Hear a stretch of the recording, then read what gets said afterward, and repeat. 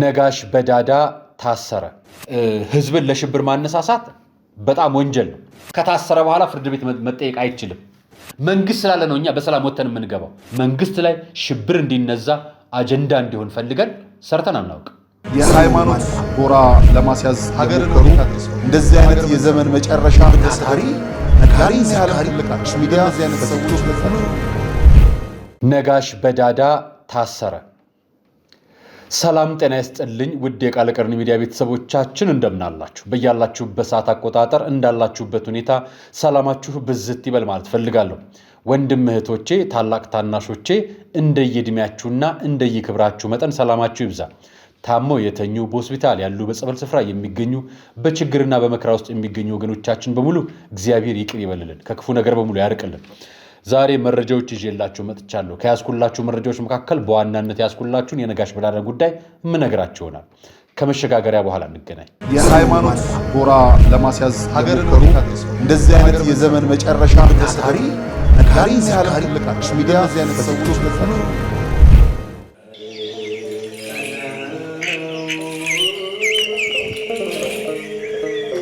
ሀገሩን ለበረከት ዘመኑን ለምህረት የሚለምኑ መነኮሳት ዛሬም በቅድስት ቤተ ክርስቲያን አሉ።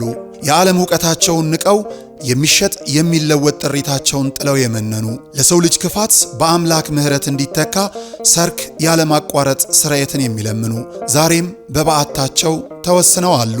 በዓታውያን ከተማ ወጥተው አይሰሩም፣ እርሻ ወርደው እንዳያርሱ ሰላሙ አያስተማምንም። ስለዚህ ዘመን ቢከፋ ለማይጥለን ያለ ተስፋ የሙታንሳ ማር ቅዱስ ሚካኤል አንድነት ገዳም መናንያኑ እንዳይበተኑ ለሰውነታቸው ማረፊያ ለቅጥራቸው ደግሞ ወሰን እንዲሆናቸው በዓታቸውን እንገንባ።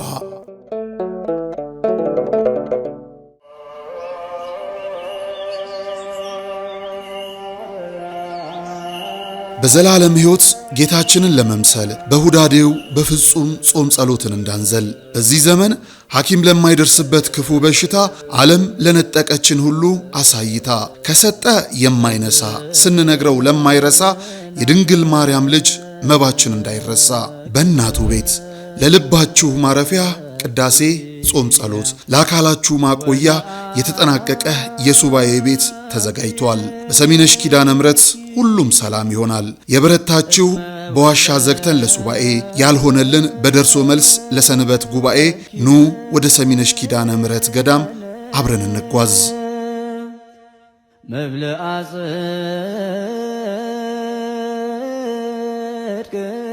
የሃይማኖት ጎራ ለማስያዝ ሀገርን እንደዚህ አይነት የዘመን መጨረሻ ታሪ ሲያልቃሽ ሚዲያ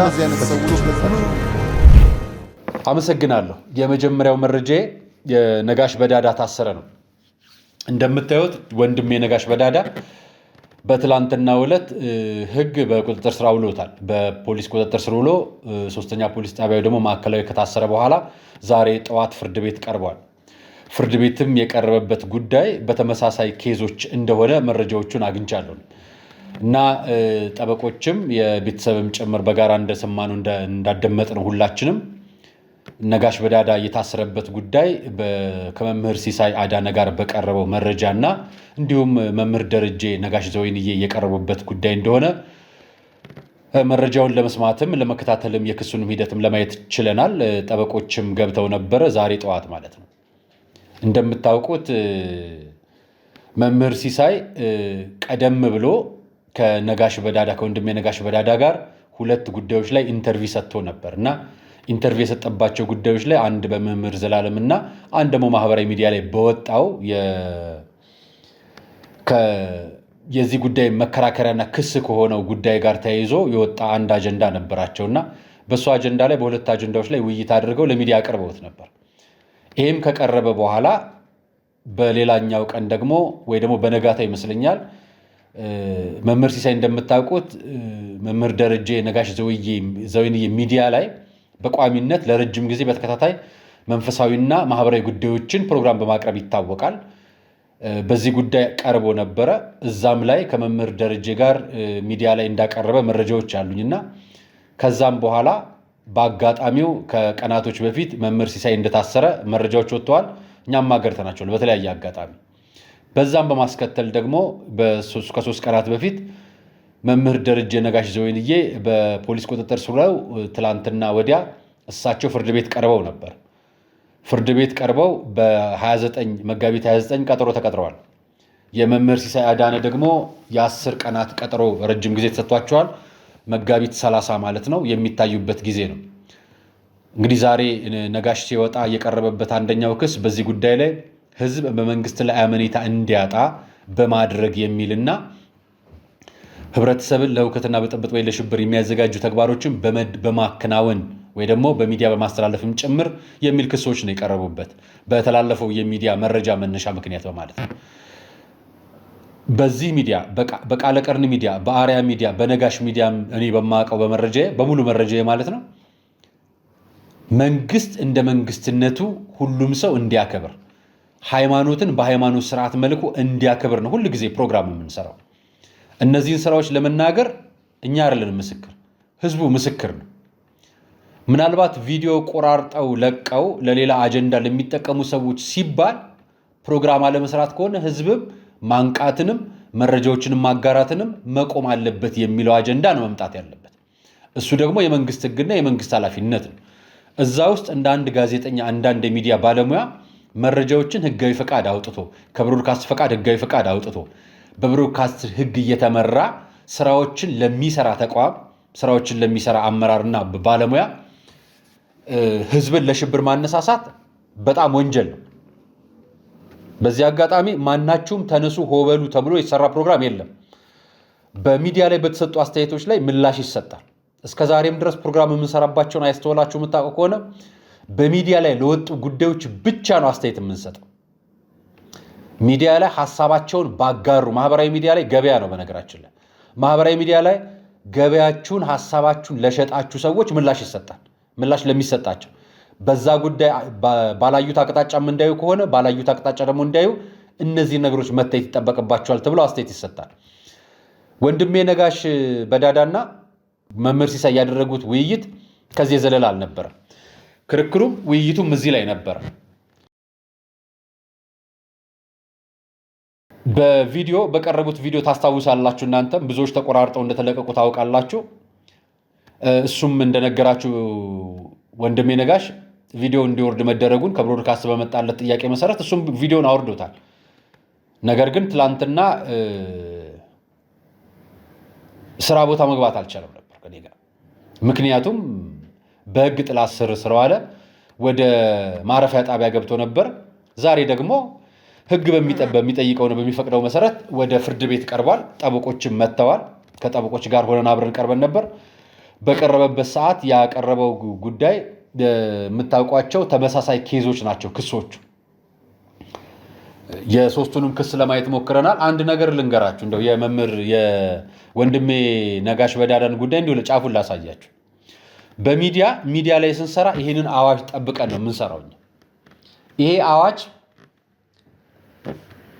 የፌዴራል ነጋሪት አዋጅ ቁጥር ልንገራችሁ 1238 2021 ላይ የወጣው የምን ይላል? የመገናኛ ብዙሃን አዋጅ ይላል። 2013 ዓ.ም የወጣ አዋጅ ነው። ይሄ አዋጅ የትኛውም በኢትዮጵያ ውስጥ የሚሰራ ከ5000 በላይ ተከታይ ያለው ወይ ፎሎወር ያለው ሰብስክራይብ ያለው ተከታይ ያለው በሚዲያ የሚሰራ ሰው ይሄ ህግ ይገዛዋል፣ ግዴታው።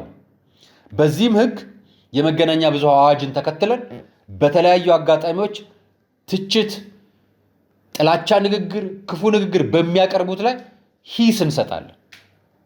ይሄ የአንድ የሚዲያ አዋጅ ነፃነት ነው። የመናገር ወይ ደግሞ የሚዲያ ነፃነት አዋጅ አለ። በዚህ ነፃነት አዋጅ መሰረት እንሰራለን። ስራዎችን አሁንም አናቆምም፣ እንደዚሁ ነው የምንሰራው፣ እንቀጥላለን።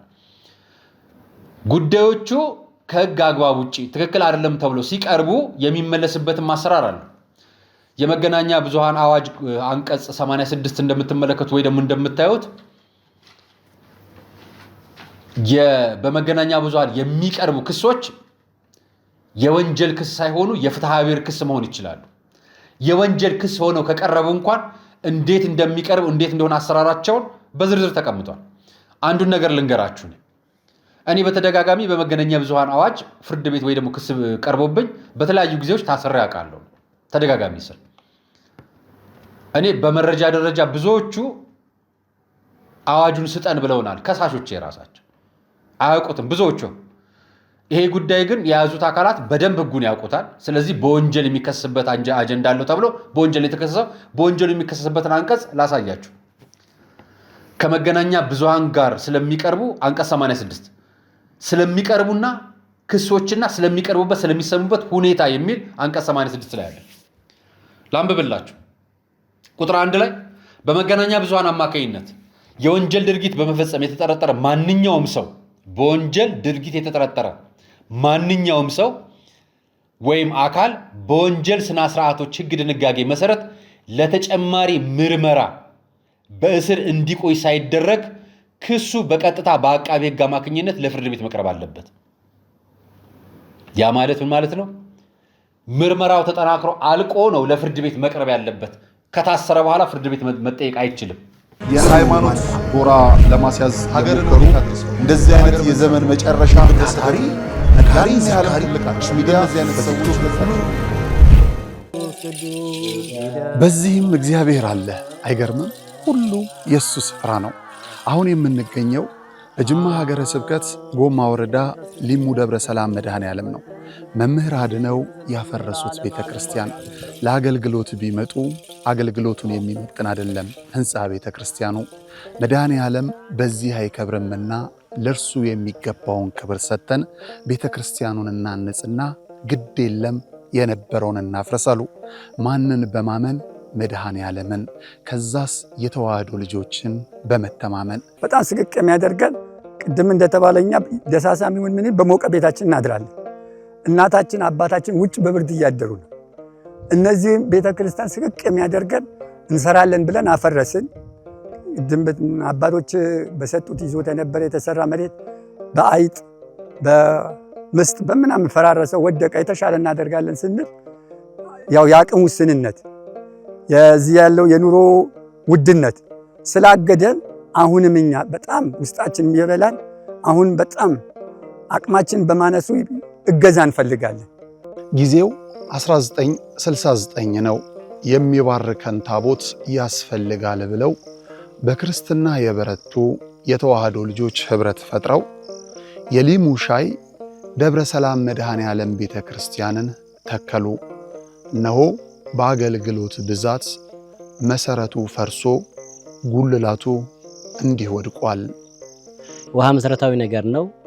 የአብነት ትምህርት ደግሞ ለቤተክርስቲያን መሰረታዊ ነገር ነው። ትክክል ነውና አሁን እነዚህ ልጆች እስካሁንም የተማሩትም አሁንም ያሉትን የሚያድሩበት የምታዩት ነው። መቃብር ቤት ነው የሚያድሩት። ያው አወራ ነው ገብታችሁ ብታዩት ምንም ጥርጥር የለውም። ይሄንን አወራ ነው። እዚያ ነው የሚማሩት። የሚያድሩበት አፈር ነው።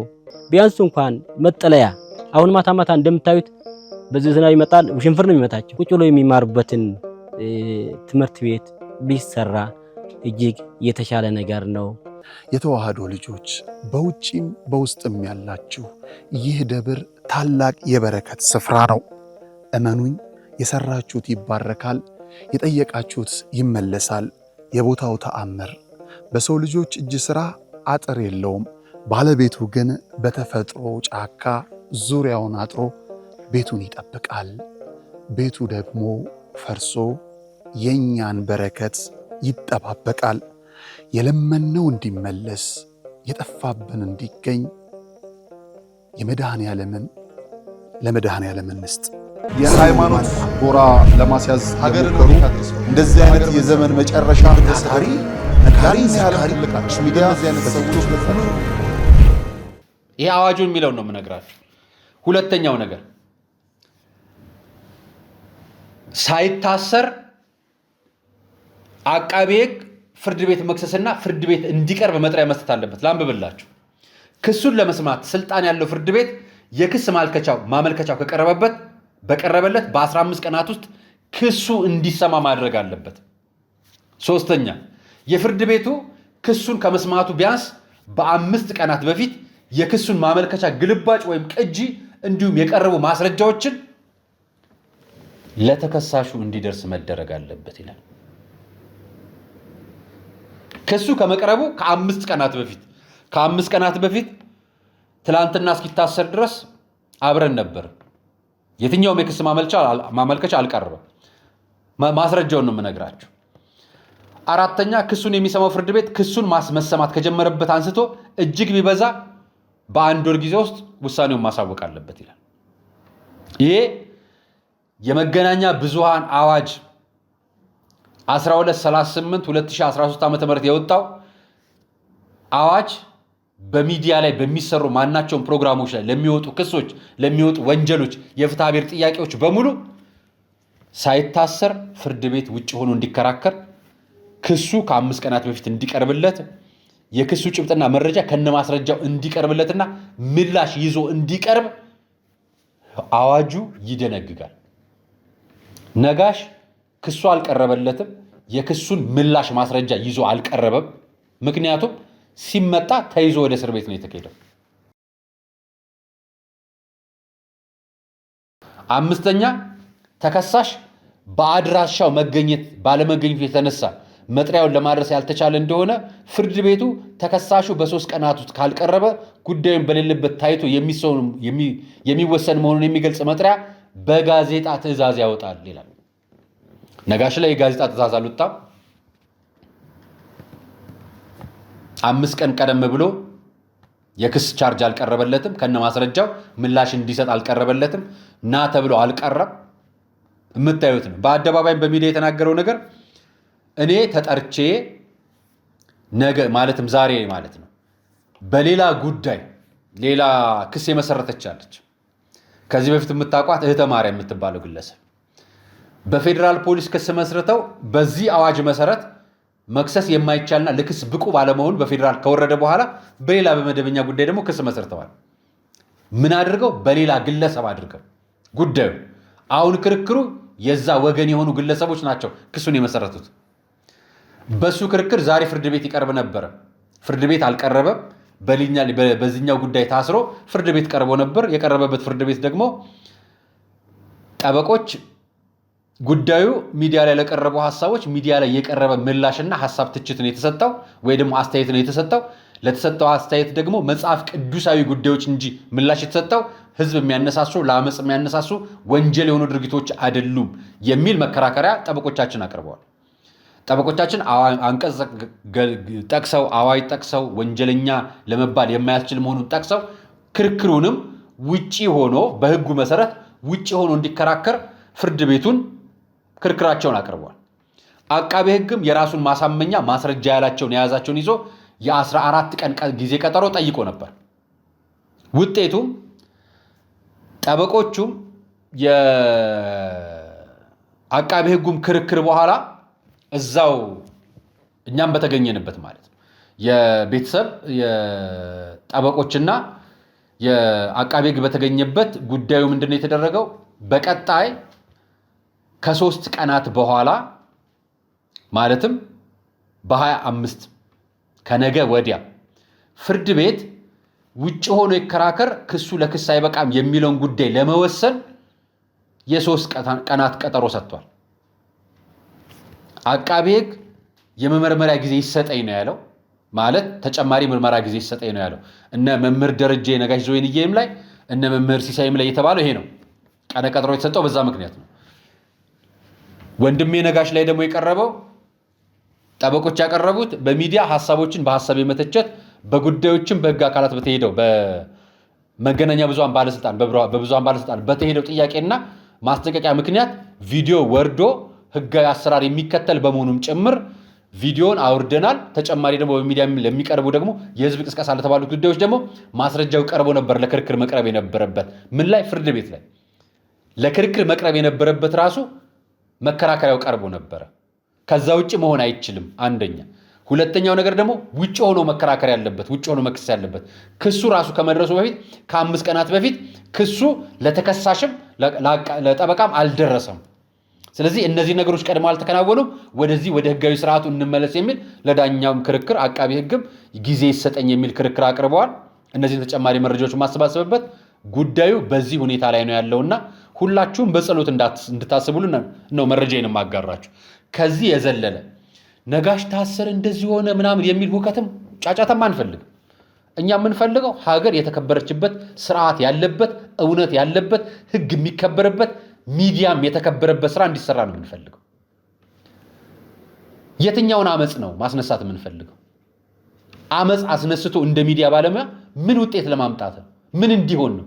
ሀገር እኮ መንግስት ከሌላት ሀገር አትሆንም። ስለዚህ መንግስት ግዴታ ያስፈልጋል። ያለውን መንግስት የትኛውን በምርጫ የሚወዳደር መንግስት በሙሉ ተወዳድሮ ያሸነፈ መንግስት በሙሉ መንግስት ነው ለኛ። እኛ የምንተዳደረው በመንግስት ህግ ጥላ ከለላ ስር ሆነን ነው። መንግስት ስላለ ነው እኛ በሰላም ወተን የምንገባው። እዚህ አዲስ አበባ ላለ ነው። ስለዚህ መንግስት አለ ብለን ስንናገር መንግስት እንዳለ በሚዲያችንም ጭምር እየመሰከርን ነው።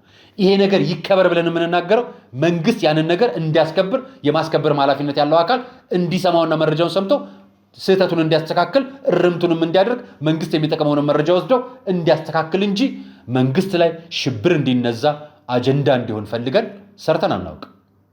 ዛሬም ትላንትና ወደፊትም ይሄንን አናረግም፣ ወደፊትም አናረግም፣ አርገንም አናቅም።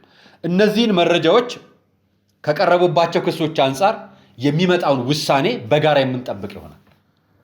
ዛሬ ስለ ነጋሽ ብቻ ነው ያወራኋችሁ። አርአያ መካሻ ነበር ፕሮግራሙን አዘጋጅቼ ያቀረብኩላችሁ።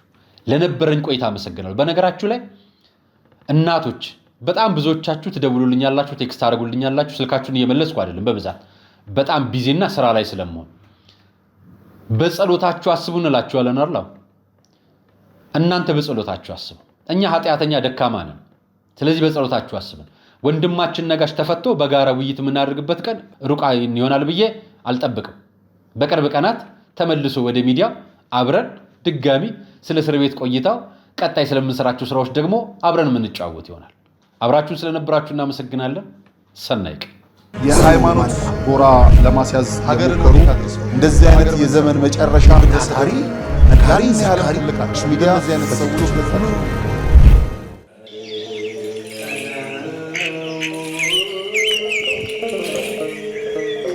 ሀገሩን ለበረከት ዘመኑን ለምህረት የሚለምኑ መነኮሳት ዛሬም በቅድስት ቤተ ክርስቲያን አሉ። የዓለም ዕውቀታቸውን ንቀው የሚሸጥ የሚለወጥ ጥሪታቸውን ጥለው የመነኑ ለሰው ልጅ ክፋት በአምላክ ምህረት እንዲተካ ሰርክ ያለማቋረጥ ስርየትን የሚለምኑ ዛሬም በበዓታቸው ተወስነው አሉ።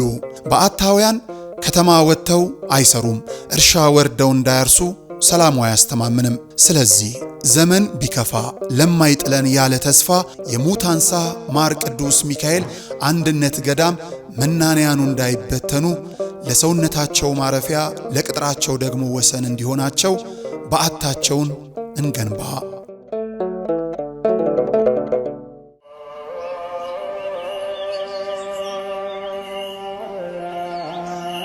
በዘላለም ሕይወት ጌታችንን ለመምሰል በሁዳዴው በፍጹም ጾም ጸሎትን እንዳንዘል በዚህ ዘመን ሐኪም ለማይደርስበት ክፉ በሽታ ዓለም ለነጠቀችን ሁሉ አሳይታ ከሰጠ የማይነሳ ስንነግረው ለማይረሳ የድንግል ማርያም ልጅ መባችን እንዳይረሳ በእናቱ ቤት ለልባችሁ ማረፊያ ቅዳሴ ጾም ጸሎት ለአካላችሁ ማቆያ የተጠናቀቀ የሱባኤ ቤት ተዘጋጅቷል። በሰሚነሽ ኪዳነ ምሕረት ሁሉም ሰላም ይሆናል። የበረታችሁ በዋሻ ዘግተን ለሱባኤ ያልሆነልን በደርሶ መልስ ለሰንበት ጉባኤ ኑ ወደ ሰሚነሽ ኪዳነ ምሕረት ገዳም አብረን እንጓዝ።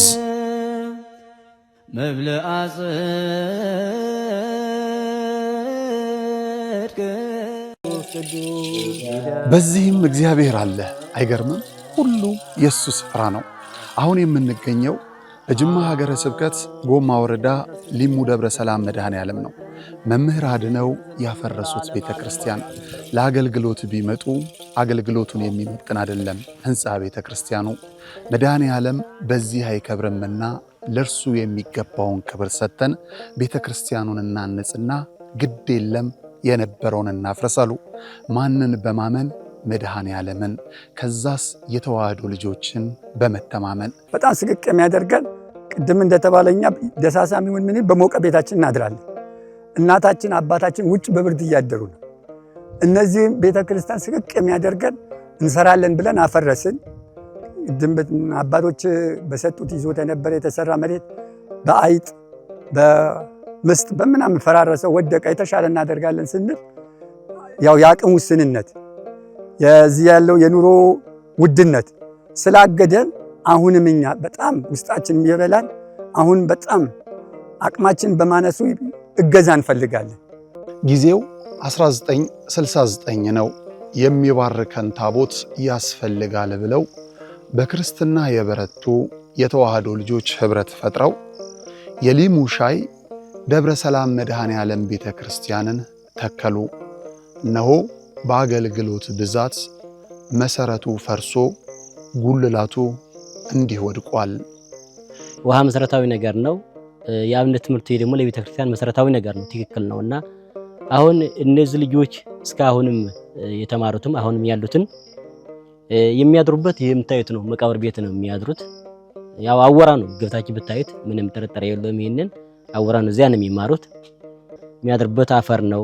ቢያንስ እንኳን መጠለያ አሁን ማታ ማታ እንደምታዩት በዚህ ዝናብ ይመጣል፣ ውሽንፍር ነው የሚመታቸው። ቁጭ ብሎ የሚማሩበትን ትምህርት ቤት ቢሰራ እጅግ የተሻለ ነገር ነው።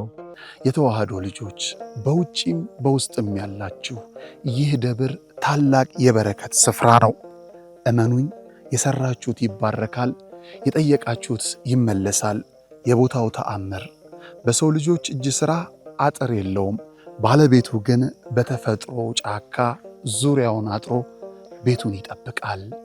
ቤቱ ደግሞ ፈርሶ የኛን በረከት ይጠባበቃል። የለመነው እንዲመለስ የጠፋብን እንዲገኝ ለመድኃኔ ዓለም እንስጥ። የሃይማኖት ጎራ ለማስያዝ ሀገር እንደዚህ አይነት የዘመን መጨረሻ ታሪ ነጋሪ ሚዲያ